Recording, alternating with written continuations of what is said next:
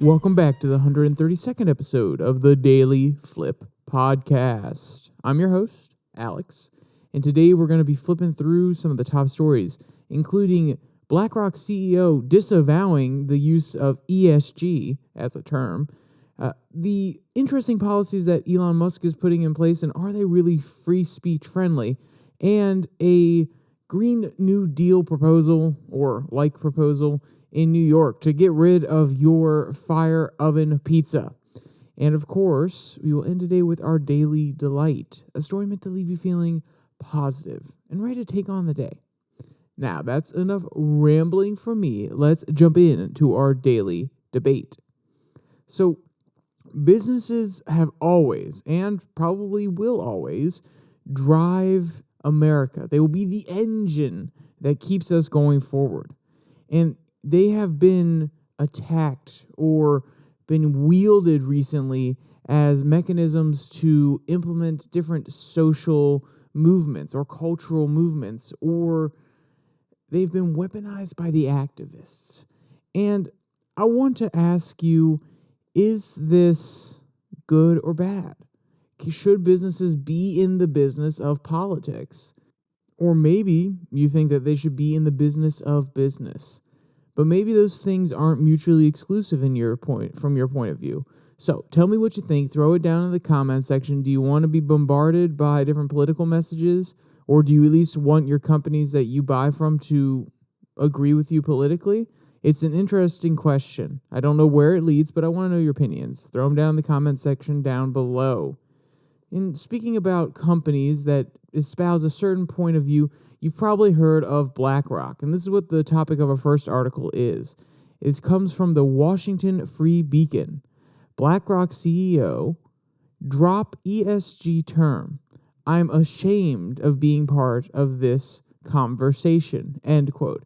And you may have seen some of the pundits on the right say, oh, look, he says that he no longer wants to be part of ESG. He's ashamed that he's a part of ESG. And you've also probably seen some other pundits say, which is my first reaction when I read it, which is he's not saying that he's not going to pursue ESG goals. He literally says a sentence later that he's going to focus on conscientious capitalism. Oh, how amazing does that term sound? It's just difficult enough to pronounce that people are probably like, that sounds fancy. What is that? What's going on there? It's just going to become a new buzzword. It's going to be used by the right to attack the movement. It's going to be used by the left for a while so that the average consumer doesn't know that it's just ESG by a different name. But let's get to some of the quotes that he said, and then we can break it down a little bit further. Quote, the CEO of BlackRock said he is ditching the term ESG because he is, quote, ashamed to be involved in the debate surrounding the so-called woke investing.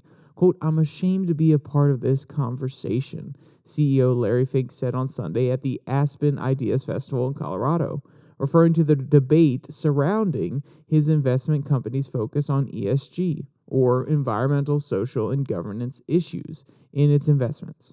Quote, I'm not going to use the word ESG because it's been misused by the far left and the far right. BlackRock has faced backlash from Republican-led states, including Texas and Florida, for its prioritization of woke investing. The later divested $2 billion in state assets managed by BlackRock, end quote. And of course, this is referring to what Ron DeSantis did in Florida. He said, no. We are not going to be a part of this woke investing. We're not going to give our money to companies that are obviously acting against the cultural interests that we're trying to push here in Florida. And he said, no more state funds are going to it. And what's the interesting thing here, and the conversation always goes back with BlackRock, and this is why I want to highlight it for those of you who don't know, and for those of you who do know, just keep it in the forefront of your mind. The important part of this conversation when it comes to how BlackRock is investing in these ESG initiatives is they are actively using the money of people who have pension funds that are managed by BlackRock, or who buy particular ETFs, like I believe iShares. I believe iShares is the ETF company that is majority owned by BlackRock.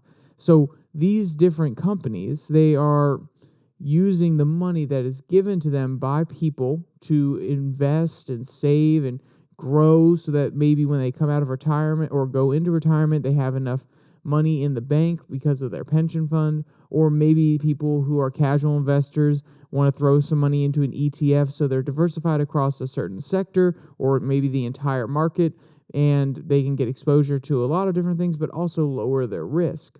But then BlackRock uses this money to go to boards to buy up shares, and then go to boards and say, we actually own about 5% of your shares right now because of all this money that we're getting from our customers.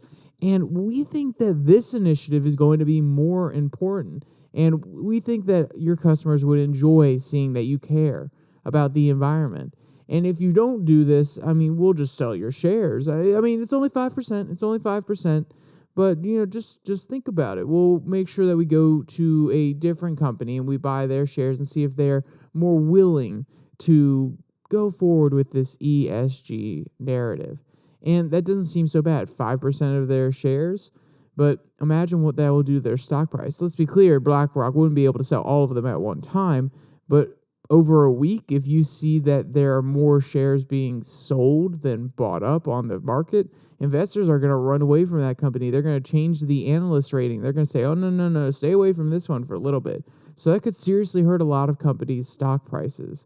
So you can see how BlackRock, because of the funds that they're getting from state pension plans or just from the casual investor trying to buy a ETF that is meant to give them a wide exposure while lowering their risk, you could see how it could be weaponized and used by BlackRock on these boards. And then when you, BlackRock and State Street and Vanguard all do this at the same time, you can imagine if each owns about 5% of a majority of companies' boards that are traded on the NASDAQ or some of the top Fortune 500 companies, and that's about 15%. And if all those companies pull out at the same time, that could really hurt your stock price.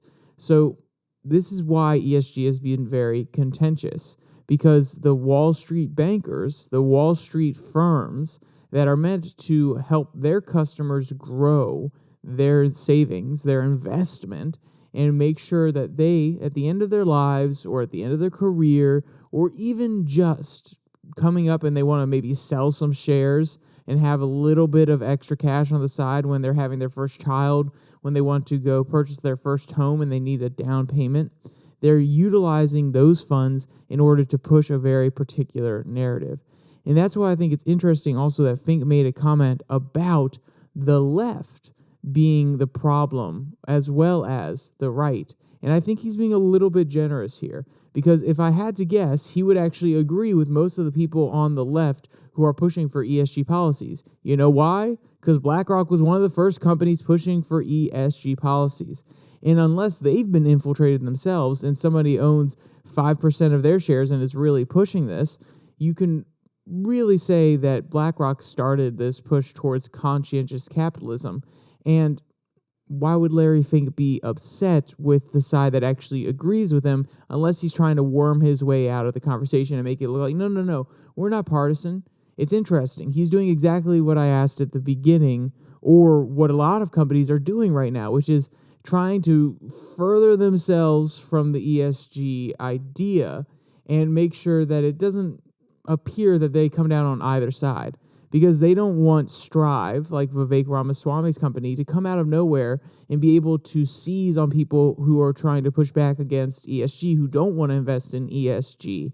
He wants to stay in the middle so that $2 billion more doesn't leave his fund from each state that happens to be a red state and is giving some of their pension funds to BlackRock. He's hedging his bets here. But the next part is even more interesting, in my opinion. Quote, Fink also described his past focus on ESG issues as merely assessing the investment environment. That really speaks to what I was just talking about. He saw the landscape. He said, ESG is popular right now. People they really want products that are more focused on providing a net positive to society and the environment. And this was the push initially from, I believe, if I had to guess, a millennial generation that was becoming ever more conscious of world issues and becoming ever more interconnected globally because of social media. They can see the impacts that some of the policies here in America may have across the world. They know that, okay, it's not just about America anymore, and we may be lowering our emissions, but if we don't do it fast enough, and other countries don't do it fast enough, we could make it so warm that a certain segment of the population in the Middle East will be unable to live there anymore because it may become uninhabitable. So when you have this more global perspective and you have to think about the survival of the entire human race, at least that's how it's framed through a lot of environmental issues, you start to look past your country that may be fine if temperatures go up an extra 2 degrees, but the people that live in the far north who are going to lose their homes or their way of living because they're losing ice, or people in the center towards the equator who will be overly affected by really, really warm temperatures, you start to have a different perspective. And Fink said, okay, well, these millennials, they really care about these issues, so I'm going to take advantage. And he says it here like, oh, well, I was just seeing how the investment environment was moving. Yes, you saw a trend in culture, and then you capitalized and pushed it even harder. And I'm not blaming him for that. That is what a good capitalist, a good Wall Street investor does. They see the companies that are going to do really well. They see the trends, and they build up a portfolio that is going to maximize the amount of money they can make from that.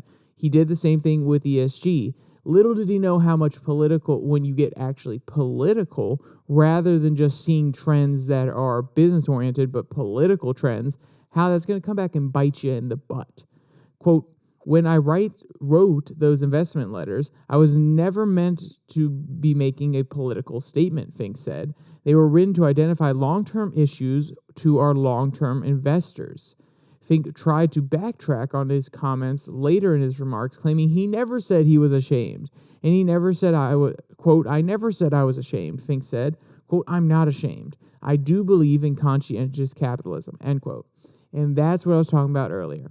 He just wants to get away from the weasel word. He's looking, once again, he's doing what the investor does. He's surveilling the landscape. He's realizing, okay, ESG is a term that has been dragged through the mud so much, has gotten so much media coverage, it has gotten so much pushback. We're going to stop using it. But I still do believe in these movements, and this is why I say it's more than just looking at the market for him, because he actually believes in some of the things that he's espousing with ESG. And we're going to keep going with conscientious capitalism. He doesn't say he's going to keep going, but he says he does believe in conscientious capitalism, meaning that he's still going to pursue these same things just under a different title. And it is funny how he got caught up and he had to say, no, I'm not ashamed, even though literally sentences earlier he said that he was ashamed. Actually, I take that back. I don't know if it was sentences earlier. They make it sound like when somebody brought up a question later on during the Idea Summit that he had forgotten that he said he was ashamed to be a part of the ESG movement. But, that's my take on this important news. And you've probably seen a lot of it. If you're a conservative, you've seen a lot of it in the news. There has been a little bit of liberal coverage from all the different networks that I've been following about it. And then there's also the middle-of-the-road ones like Breaking Points that made a few comments about it. But I wanted to throw in my 2 cents as a business major, too, to really highlight the more business side of it, which is he was just recognizing trends in the market and trying to capitalize. And you can't necessarily blame him for that. But when he pushes too far and uses ESG as a weapon and his ability to garner large amounts of funds as a weapon, you can definitely criticize that. All right. If we want to talk about criticizing people, there has been no lack of criticism for Elon Musk ever since he took over Twitter. And there's another article that came out from the Daily Beast doing the exact same thing. And there's some places I agree with this author, and there are some places I don't agree with this author. So let's jump into it. Quote, when Elon Musk was taking over Twitter, he styled himself as a free speech warrior. He repeatedly promised that all speech protected by the First Amendment would be allowed on the platform. This was met by sheer delight from many conservatives, libertarians, and others on the right. And before we keep going, I love how they're lumping in libertarians to people on the right. Libertarians are not necessarily on the right or on the left. They may be very libertarian on social issues or economic issues, either one, and then could be left or right on either of the opposite economic or social issues. So I don't like how they're lumping it in here, but it is the Daily Beast, so we should expect things like that, just trying to point it out and trying to be a little bit critical of what they're coming from. Quote, Senator Ted Cruz, for example, heralded Musk's Twitter takeover as, quote, one of the most significant developments for our free speech in modern times, end quote. Right-wing media stars like Ben Shapiro similarly celebrated the takeover. I myself was optimistic, although more cautiously so. Yet since actually assuming control of Twitter, Musk's taken a decidedly different approach to what free speech truly means and what the free speech advocates had hoped. End quote. So this is, of course, very, very true. You've seen all the comments from one side or the other. Elon Musk has most definitely become a hero of the right to some degree, or more accurately, he's become the hero of people who were felt disenfranchised under the old Twitter model. So there was lots of praise for him, and then certain things happened, and people have become a little bit more hesitant moving forward, myself included. Because if you are going to claim that you're a free speech absolutist, then you need to be a free speech absolutist. Even if what someone says is hateful and offensive, you can't take it down. Even if somebody is getting bombarded by a whole bunch of tweets, you cannot take it down. And there are obviously tools that Elon could give to the user in order to prevent spam or in order to prevent people from constantly berating them with DMs or berating them from the Twitter feed and constantly replying to their old tweets. There are tools that Musk could give to the individual user to decide how their feed shows up, how people can interact with them. That would be a better approach than overall or outright bans on terms or different, what some would call slurs. And that's the important part of this conversation. This is why he's back in the news. Quote, the CEO's latest free speech controversy comes, of course, in the context of the never-ending culture war over transgender issues. While it's not commonly used in daily life, the term cisgender or cis is increasingly used in academia, media, and various progressive spaces to describe people who are not transgender, aka people whose gender identity matches their birth sex. We're going to take a pause there. I disagree. While it's true that it's not being used in common daily life when you're interacting with 40-year-olds, 50-year-olds, 60-year-olds, the younger generation, it is brought up almost all the time. Maybe it's because my ears are lit up to it.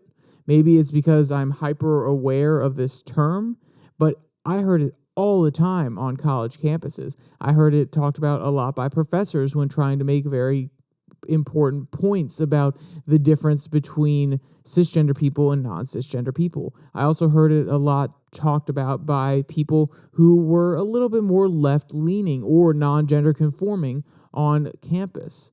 And to be clear, they weren't a large segment of the population at the campus I went to, but in most conversations that I overheard, or some of the conversations I was a part of myself, the word cis came up. Was it always used in a derogatory manner? No, but sometimes it was used in arguments like, oh, well, you're just a cisgender white man. And, that is fair. I am all of those things, so I can't get offended. But the idea that it's not being used more and more, even though it's not being used in every single day life with an older part of the population, doesn't mean that it's not becoming more and more used. And I think that's what the author skips over here. But let's get back to the Twitter controversy. Quote, some people, particularly those who lean to the right on the debate over transgender issues, reject this term and do not wish to be called cisgender. The free speech approach would be to let proponents use the term and let critics critique it. Then there's Elon Musk's new approach. One Twitter user complained after tweeting that he doesn't like being called cis. Many people flooded his replies calling him, well, cis. And welcome to Twitter, folks. Trolling isn't a reason to tweet, it's the only reason. In response to this random post, Musk announced a new Twitter policy that will treat cisgender as a slur and suspend users who repeatedly use the term to describe someone who doesn't want to be called it. End quote. And this is where I take issue. I don't think that we should be calling cisgender people and trying to create another category and bubble them off and identify them as different. No, they are people who identify with the sex of their birth. You know what it's called? People. That is a majority of the situation. By trying to create a separate category for them and identify them as such, you're trying to make it seem not normal. And let's be clear, nobody's truly normal. There is no 100% standard of what all humans are. But if they are over 95% of the population, you can say that they are normal. Nowadays, it's probably more like 70% of the population. Even then, you could call them the majority. So they're normal. They don't have to have a special label as cisgender. But where I disagree is Elon Musk coming down using his authoritarian or authoritative, because it's not like he's being overreaching and outright saying, oh, no, I hold all the power on Twitter. I think he's honestly trolling a little bit here. Just like the author pointed out, that is what happens on Twitter. But he is using his power as the authority, as the owner, and saying, okay, nope, you can no longer use cisgender, and he's going to consider it a slur. You know what that sounds like? The previous Twitter administration. The previous Twitter administration would label or say certain terms, certain phrases like learn to code were hurtful or were being used to target specific segments of the population or were meant to be harassment towards people, and then say you can't use them anymore. And I didn't agree with it then. I don't agree with it now. I'm sorry.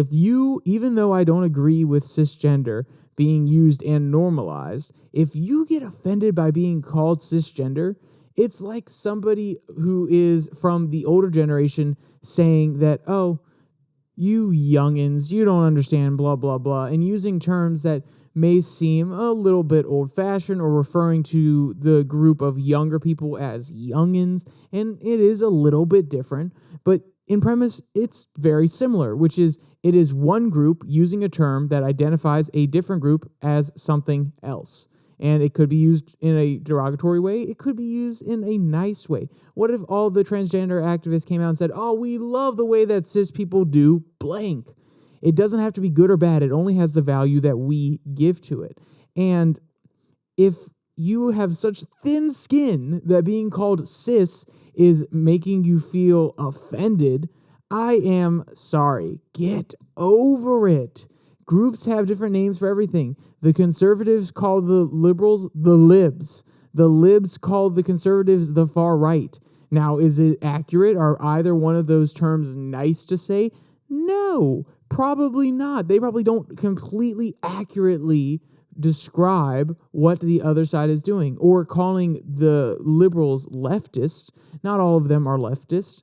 And that is not nice. It's not kind. But guess what? If you get offended by being called that, that is your weak skin. That is your thin skin coming out, not the problem of the other person saying it. Because you know what? In America, you cannot tell other people what to say. You cannot demand that they call you something that they don't want to call you. You cannot demand of them to interact with you in the way that you want them to, because then you are infringing upon their ability to live their life as they would wish. And I think that this is just a stupid rule that is being put up by Twitter, and those who are praising it are being stupid, and those who are deriding against it, recognizing no matter what political side of the aisle you come from, that this is just more restriction on speech, and it leads to a dangerous precedent, even if you agree with them politically. I think those people are taking the right line here. And that's where I agree with this author. I disagree that cisgender is not being normalized and used more and more often, and that it's a way. I also don't agree with the author that it's not a big deal. I do think that it's a way to just create more subcategories that divide us as a population rather than acknowledging we're all Americans, or we're all just people. It's just a way to create a subcategory that you can throw people into and other them for. But I do agree with the author when they say that this is not free speech friendly. And when I read this article, I was like, okay, this is where I can see there's hope in the future when we have people on both sides of the aisle who are 100% willing to talk about the issues, talk about the overarching, the superficial stuff, but then can agree on the fundamental things that make America what it is. And those are the freedoms and rights and pre-existing, the enumerated, the undeniable natural rights that we have as American citizens and how we need to protect those. It gives me a little bit of hope. All right, so let's talk about something a little less deep and philosophical, or a little bit less, oh yes, free speech, but it is a freedom that I think people should have, which is the ability to cook a pizza with a coal or wood oven stove. And you've also probably seen this story, and I thought it was absolutely hilarious, and it's coming out of New York. This article comes from the New York Post. Green New Dealers now come after New York pizza's coal fire ovens. Enough already. So you probably saw that New York came after gas stoves, and some people made jokes, oh, what's next? Are they going to come after the overly inefficient toasters? No. They're coming for the heart of the culture of New York. And yes, of course, I am being a little bit hyperbolic. Your pizza that you get in New York, it doesn't have to be wood-fired. It doesn't have to be coal-fired. It could be created in a giant industrial oven. But there is something very beautiful about crafting a pizza in a brick oven. There was a place in my hometown of Warrenton, my closest hometown. My actual hometown is absolutely tiny. But one of the towns around us, Warrenton, had a place called The Brick, which was a brick oven style pizza joint underneath a popular restaurant. And when it came out, my parents and I, we went there pretty darn often because their pizza was really, really good.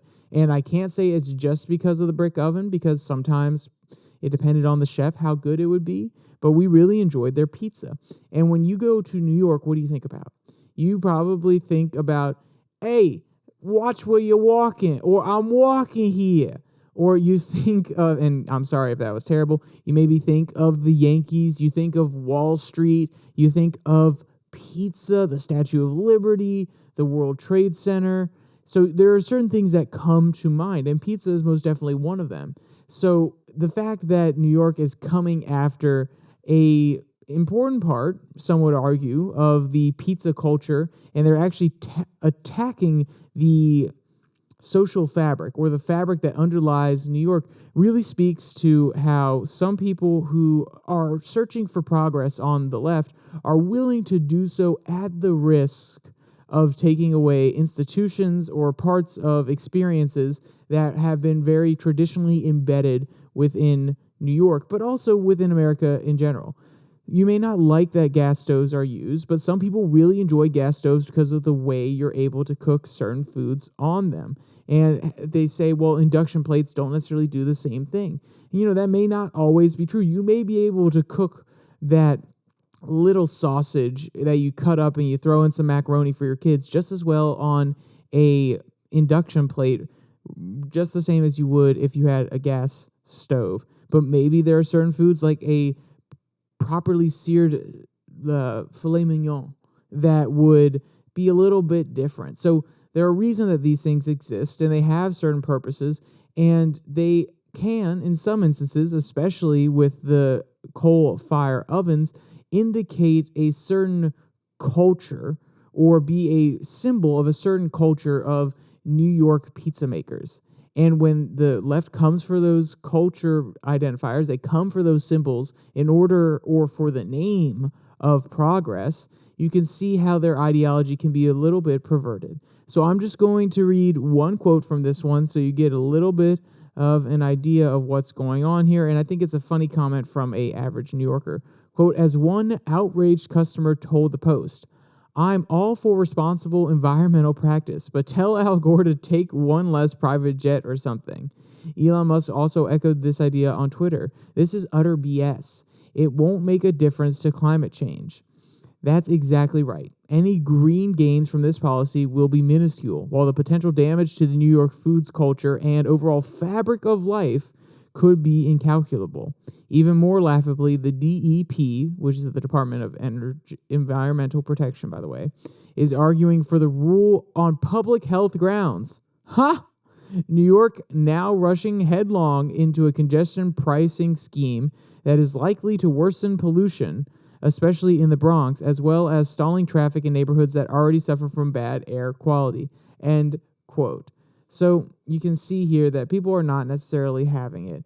And there is something to it. Even if it is a small portion of the population, then my question is, well, okay, if they argue that, we're not actually disrupting the fabric because it's not every single pizza place that uses a wood or coal-based oven, or, it's not that big of a deal. I promise.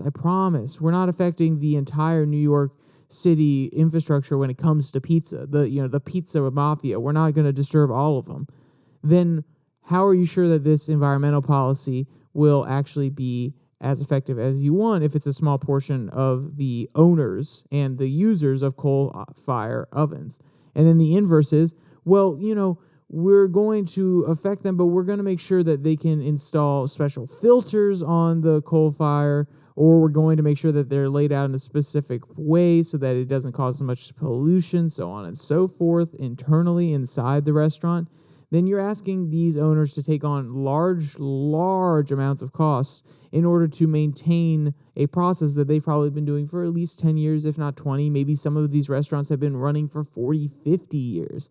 And you're asking them to incur another expense on top of all the other expense and regulation that is in place in New York when they're just trying to make their pizza for their patrons, and patrons just want to come in and get a good slice of pie when they're walking down the street. They want a quick $2, $1 slice of pie that's just cheese and bread and maybe a little bit of margarita sauce. It feels like an absurd argument to me, and it really just shows how a certain segment of the population is willing to tear at the roots of our system, or the roots of some cultural institutions, or the roots of some community in order to progress forward. And I don't think that's the way that we should do it. I think we should progress forward while keeping the good things, the social fabric, intact if we can. And if we can't, then we have to have a longer discussion, more than just, hey, we're imposing this new rule, deal with it. But that's just my opinion on that one. Let's jump to something more positive. This is our Daily Delight, and this one comes from the Animal Rescue site. And this one actually comes from Insider. First ever video captured of adorable birth of critically endangered Burmese peacock soft-shell turtle hatchlings. So, there are very few things, in my opinion, that can provide such a sense of joy in life as watching the creation of life itself. Quote, 15 tiny turtles in Myanmar just made waves across the scientific community after their birth was captured on camera by conservation workers in what appears to be the first official record of Burmese peacock soft-shell turtle hatchlings, end quote. And once you see these guys, once you see these little ones, you'll never forget how unique the design is on the back of their shell. Quote, the rare species named for its bright orange spots on the shell, reminiscent of peacock feathers, are found only in Myanmar and are highly sought after in East Asia, end quote. And if you want to see any of the cute photos, or you just want to see what these guys' shells look like, or you want to see any of the cute videos of them going to the ocean after being hatched, or read any of today's articles, there will be a link in the description below that like and subscribe button. Also down there, you can find the link to the podcast on Spotify, Pocket Cast, Podvine, as well as Google Podcasts, and the Twitter handle is down there at Your Daily Flip. Give it a follow. You get direct links to the videos on Monday, Wednesday, Friday, as well as Twitter exclusive content on Tuesday and Thursday now called the Twitter Tirade. Not as scripted. It just is me ranting about random topics, and some are political, some are not. And I think it's an interesting way to have a different conversation and reframe the way some people think about certain issues. All right. With all that said, there's only one more thing to say.